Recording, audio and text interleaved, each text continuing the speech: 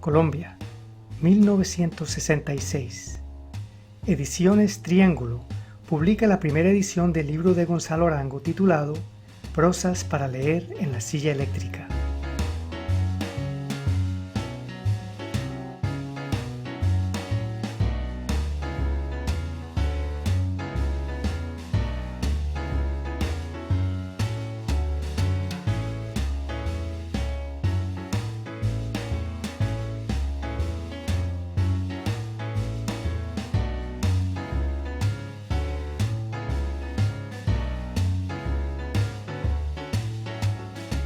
El libro ha sido de nuevo publicado en 2020 por Editorial EAFIT y la corporación Otra Parte. Gonzalo Arango anunció el nuevo libro en su artículo de última página de la revista Cromos.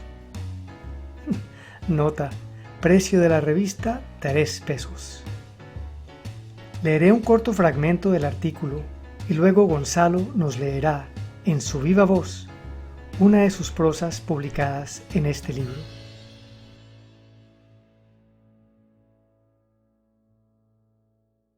Prosas para leer en la silla eléctrica.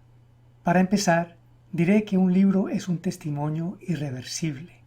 Se escribe con libertad y cuando se publica, el autor queda condenado. Ya no es libre para defenderse de él. Sucede que el libro se independiza del escritor como un esclavo cuando se libera. Recorre solo su aventura para el fracaso o el triunfo. Su porvenir ya no le concierne al autor. Escapa a sus decisiones y justificaciones. En una palabra, la suerte está echada sobre el destino del libro. Pero yo me anticipo al destino, y en una de sus páginas profetizo mi inmortalidad. Pertenezco más a la vida que a la literatura, y a la hora del juicio final me gustaría más encontrarme con las mujeres que amé que con los libros que escribí. Por el momento diré que este libro es mi vida, mi muerte y mi lucha contra el destino. Nada lo limita, salvo mis propios límites y el silencio. El silencio es mi pasión de escritor, una pasión dolorosa, sin duda. Y esto no es una paradoja, pues las palabras de tanto gastarse en la lógica ya no sirven para inventar un sueño. Del sueño ha tomado su desorden y confusión. Lo escribí acosado por la muerte, por una terrible necesidad de vivir, de apasionarme para no perecer en el desierto de mi época. Pues aunque se dice que el agua apaga el fuego, yo digo que mi pasión no es el agua, sino la sed. No tengo de qué estar orgulloso verdaderamente, pero lo estoy de mi vida. No vivo para la gloria ni el poder, vivo para mí mismo, y soy sencillo. Aspiro a lo sumo, a lo que amo y nada más. Si no acepto las ambiciones y los desafíos del poder y la gloria, no es por cobardía. Si no me dejo quebrar los dientes y el alma en las disputas políticas o sociales, no es por cobarde. El heroísmo de la brutalidad no se hizo para mi alma, que solo cree en la fuerza de la creación, de la vida, y en la resistencia a morir. Solo a eso llamo coraje. Mi sencillez, empero, no significa pobreza, ni desprecio de mí mismo, ni ignorancia de lo que soy. Diré que esta sencillez es una enorme riqueza, que consiste en despojarme de todo, para ser yo mismo. Esto vale por todas las consagraciones. Las medallas, los diplomas y las chequeras oprimen mi alma hasta la muerte. Soy definitivamente de un mundo espiritual, poeta o eterno de algún modo, amo, existo, y eso me basta, por hoy. Mañana, no sé, y cuando llegue la muerte, la sentaré en la silla eléctrica a leer mis prosas, mientras termino de vivir. Gonzalo Arango. Ok, compita. Ahora, léenos una de tus prosas.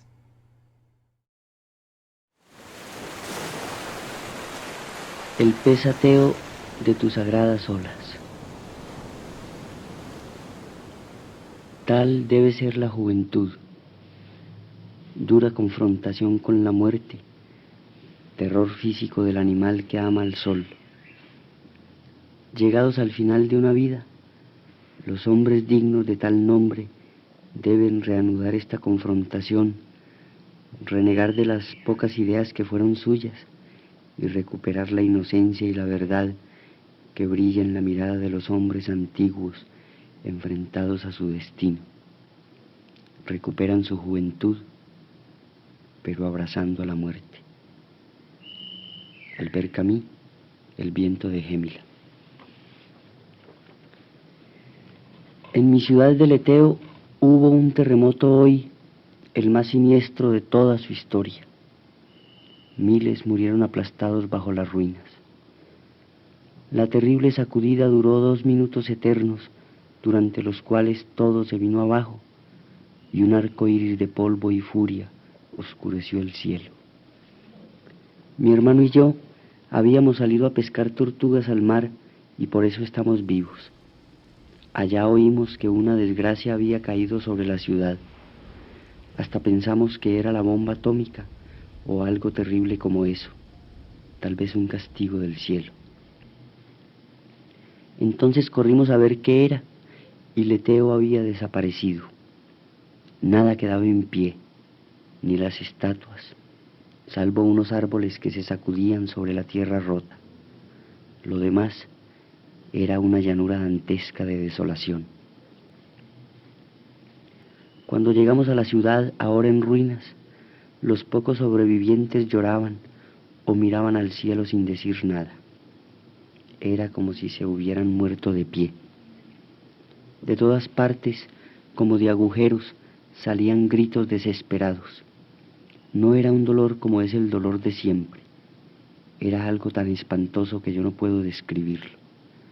Creo que no eran gritos salidos de la voz humana, sino de la carne. En todo caso, eran aullidos. Cuando el miedo permitió otra vez pensar, se organizaron brigadas de salvamento y se levantó una tienda bajo el árido y ardiente sol para atender a los heridos. Uno que parecía alcalde organizó la cosa, aunque dudo que el alcalde estuviera vivo. Lo cierto fue que el Señor dividió las ruinas en sectores y nos asignó uno para cada 2 sobrevivientes. Tal había sido el desastre. Mi hermano y yo formamos la brigada K del sector 7.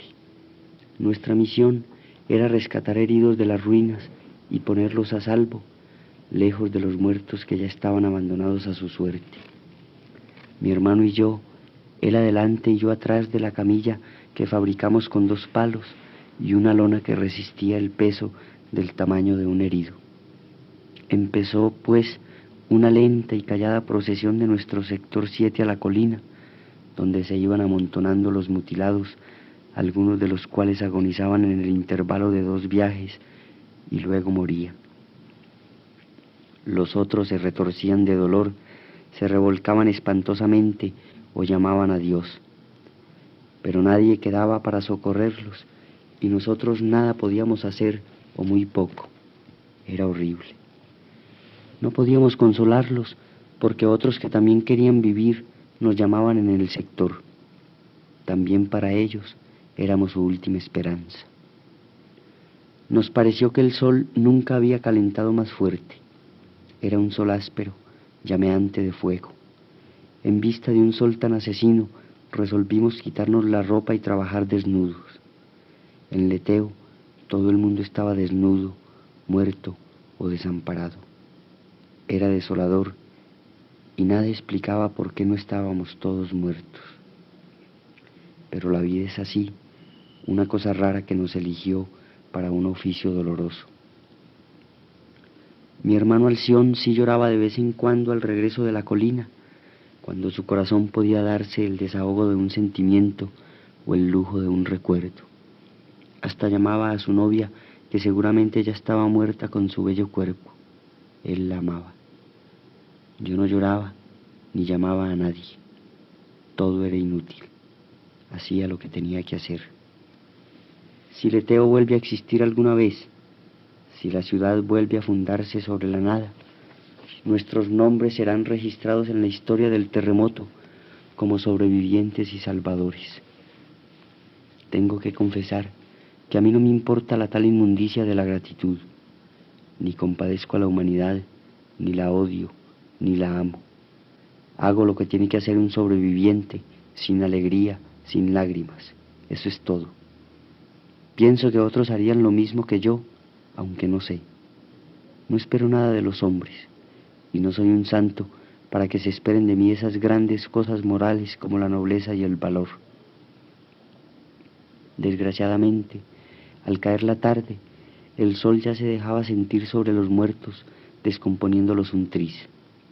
Un gas venenoso ascendía al cielo desde las ruinas. Los gritos eran inmensamente desesperados, pero más reducidos, seguramente porque los muertos eran cada vez más y los vivos menos. Cosas de Dios, que no mueve una ola, ni tumba una ciudad sin su poderoso consentimiento. De noche, en plena oscuridad, el rescate fue más difícil, y aunque no se veía nada, pues la luna era del tamaño de una hoz rusa, nos guiábamos por las lamentaciones. Remover los escombros que aplastaban los cuerpos era casi imposible. Muchos quedaban allá abandonados para siempre, esperando la muerte, pero enloquecían antes de morir. Era terrible escuchar sus plegarias o sus blasfemias a los dioses o al destino, pues para todos, según su fe, había desesperación y consuelo. Muertos en vida, o condenados a morir con los ojos abiertos bajo la bóveda de aquel cielo estrellado, ya purificado de polvo, nítido y azul, un hermoso cielo de verano, pero de una cruel belleza para los que iban a morir y lo veían por última vez. Creo que la belleza de ese cielo los enloquecía. Sería medianoche cuando nos ofrecimos un merecido descanso restaurador, pues estábamos agotados. Yo me tiré boca arriba sobre la hierba, lejos de los heridos, para no oír sus malditos quejidos.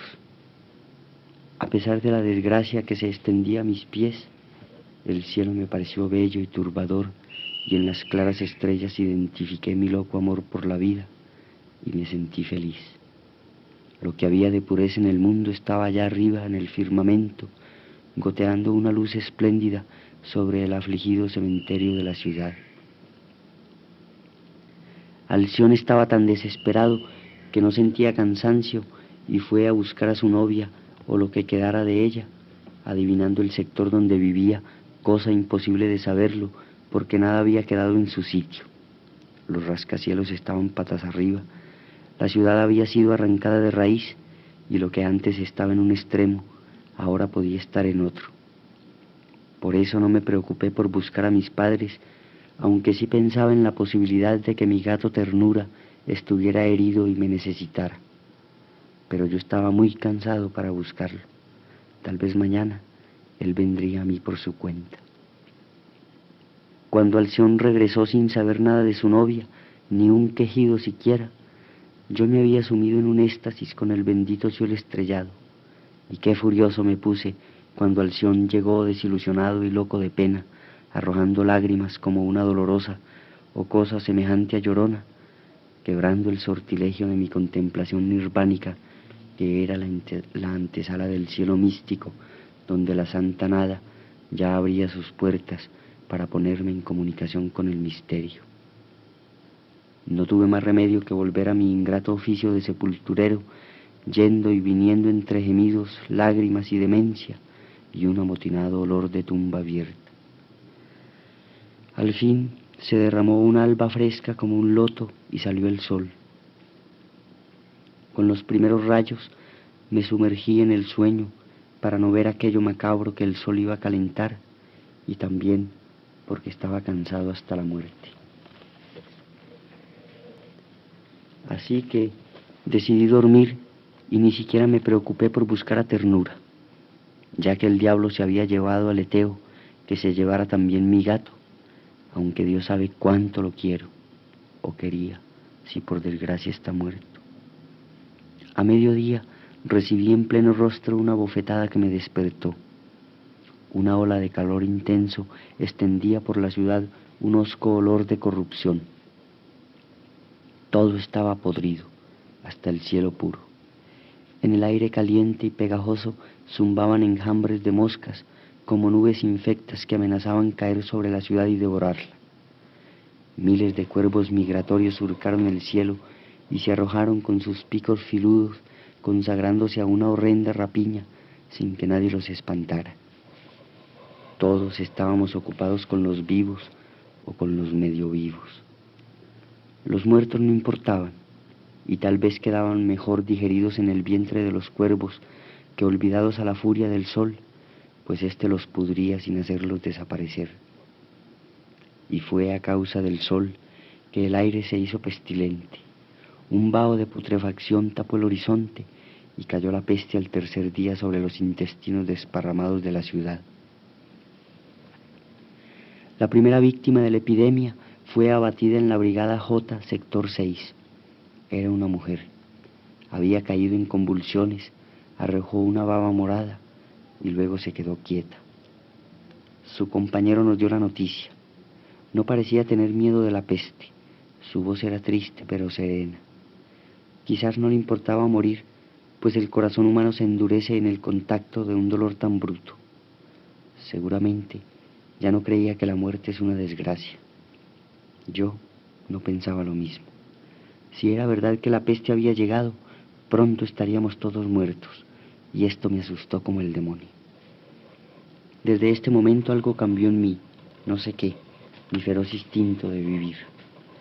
A partir de entonces nuestra misión era mortal, equivalente al suicidio, porque nosotros teníamos que remover los muertos en busca de los que aún tenían fuerzas para el dolor, y así no podíamos escapar a la contaminación. Mi hermano calculó en 100 los que aún podíamos rescatar para la vida. De regreso de la colina, me detuve y solté la camilla que hirió a mi hermano en el tobillo. Me senté en el pasto seco, mudo como una roca, y medité. Mi hermano chilló por el dolor y me insultó porque yo era un exacto y cochino bruto, pero luego me divisó allí muy abatido y sudando perlas como un condenado, y me preguntó con ternura si al fin me había conquistado la maldita peste bajo su protección. No contesté. Mi hermano miró al sector con sombría desesperación, pensando en las víctimas que pedían socorro con gritos miserables y aullidos. Finalmente se enfureció con mi lejanía y me instó a patadas a que marcháramos, pero no me moví. Entonces me definió como un bárbaro sin corazón que me dedicaba al ensueño, mientras otros esperaban aplastados o muertos, y declaró que nuestro Señor Jesucristo me castigaría por mi impiedad. Me voy, no quiero morir. Pero no estás oyendo los gritos.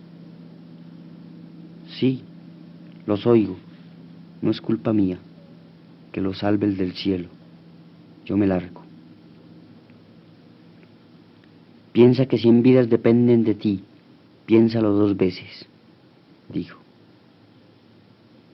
Solo mi vida existe, no la quiero perder por nada, le contesté. Es que 100 te parecen nada, maldito degenerado. Me precipité en la ruta que va a las montañas, allá donde el aire es puro y azul el horizonte. Escalé la colina en minutos, huyendo de Alción que me perseguía con un garrote para matarme, pero yo trepaba como un rayo, veloz como el remordimiento tras la culpa.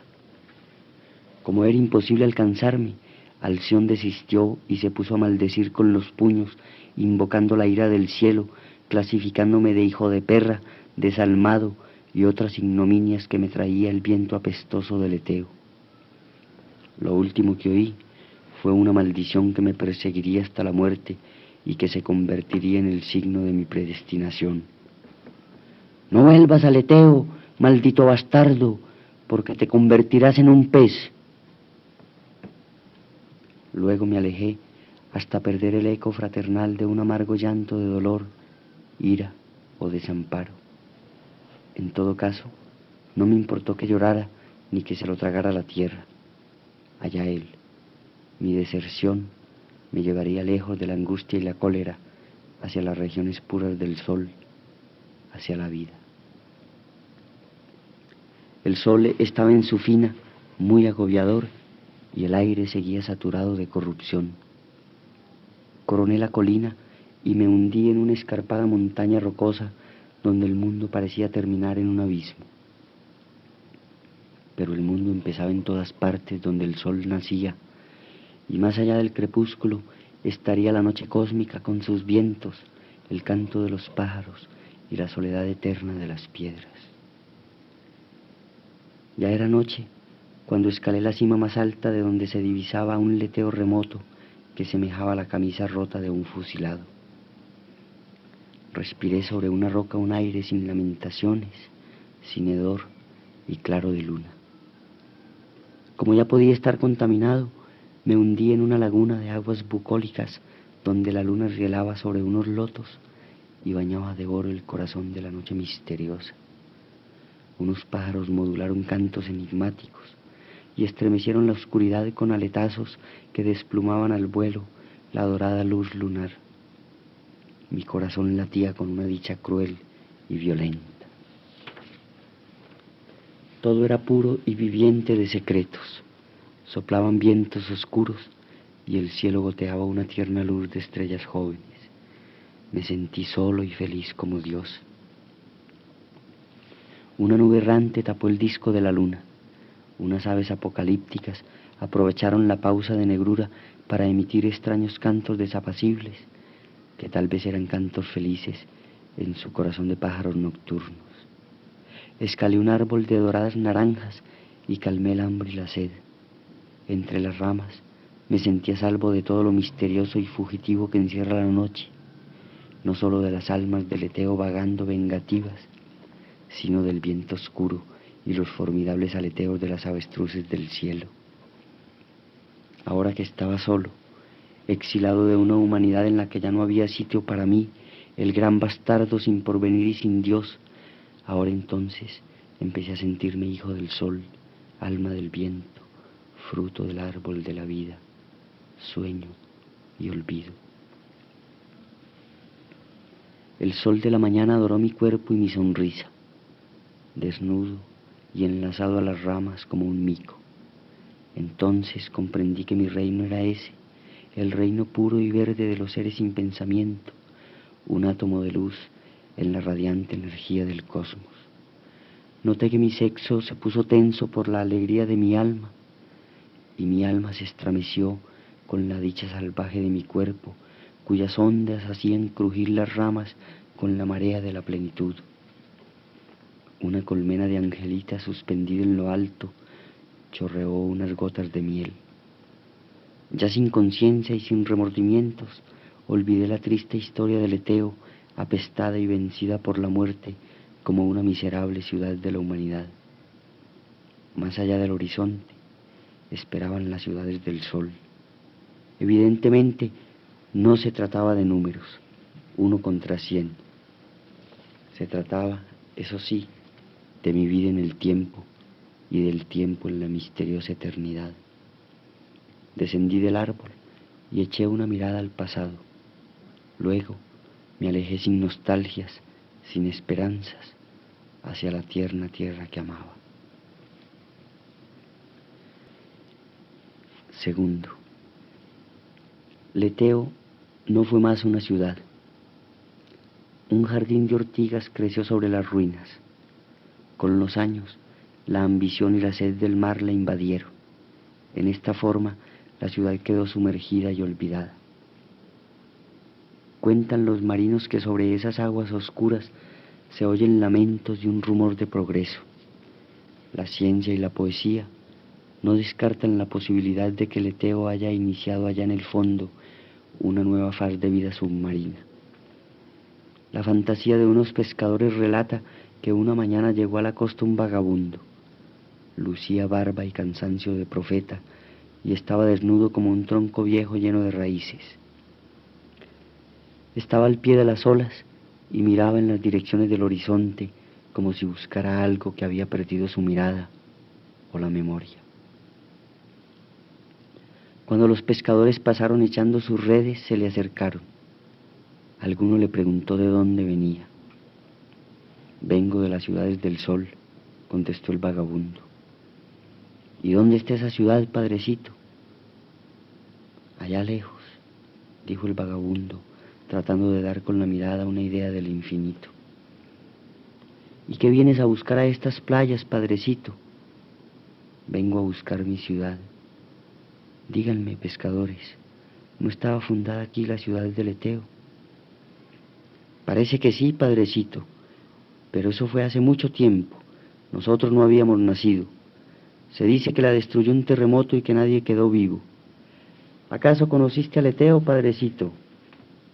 Así es. Nací aquí, o donde sea que ahora esté la ciudad, porque la ciudad tiene que estar en alguna parte, así sea en la memoria de uno que nació en ella. Cuéntanos, padrecito, ¿por qué te viniste del sol? ¿Acaso hacía mucho calor allá? Solo hay dicha en el sol, hermanos míos. He venido a pagar una deuda. Una deuda, padrecito. Cuéntanos. Una deuda con el dolor, hermanos míos. Padrecito, ¿no será que estás loco? Mira qué pobre estás. Ni siquiera tienes un trapo encima. Súbete a la barca y te llevamos a la otra orilla. Mi destino está en Leteo, mi ciudad. Súbete, padrecito. Aunque pareces un cangrejo, no te vamos a vender. Sí, sí, parece un cangrejo, gritaron alegres los pescadores. El vagabundo entró en las olas. Los pescadores quisieron detenerlo y subirlo a la barca, pero él dijo con una voz triste de profeta antiguo que los asustó y los detuvo. Yo tengo un gato que se llama Ternura y un hermano que se llama Alción. Ahora me esperan allá abajo, pues hace tiempo que no los veo. Los pescadores lo vieron alejarse, hundirse y perderse sobre las olas convertido en un pez, en el pez ateo de tus sagradas olas, oh mar, donde ahora nada y olvida la sufriente noche del remordimiento, convertido en un hijo más del océano.